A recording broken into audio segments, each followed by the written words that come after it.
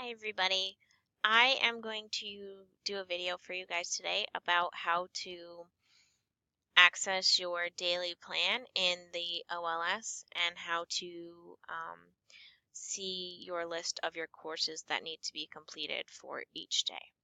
So when you first log into your student account, it is important as you are doing this that you're logged in through the student account and not the Learning Coach account.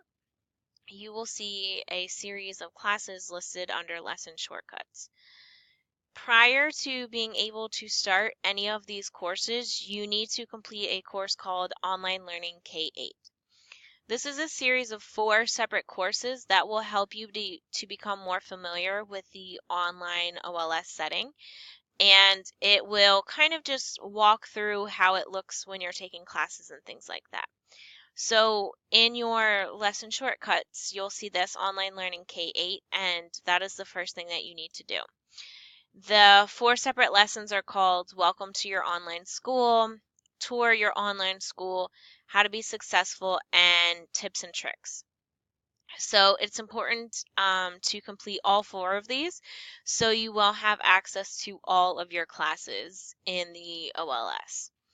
So once you have completed that, then you'll be able to move on.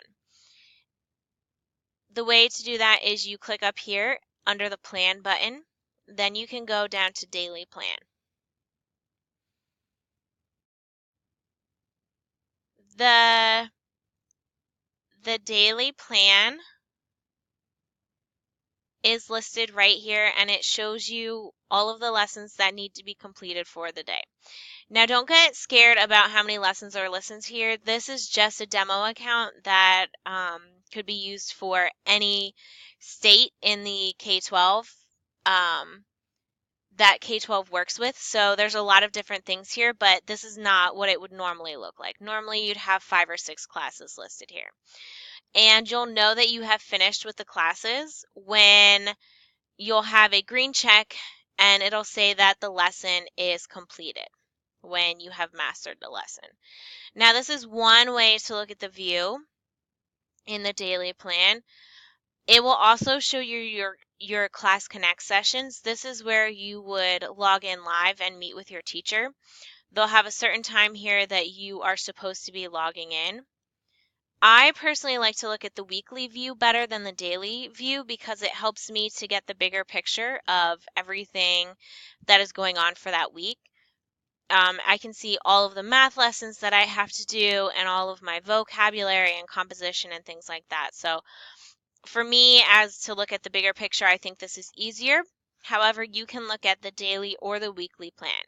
Now, you have to make sure that you complete all of your lessons for that day. And if for some reason you aren't able to complete the lessons that you have scheduled for you, they do roll over into the next day.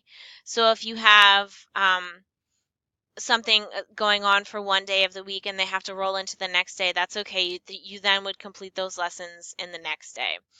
Just to, if you aren't able to complete as many one day, then make sure you work extra hard the next day to make sure that all of your lessons are completed and you are not falling behind in your OLS schedule.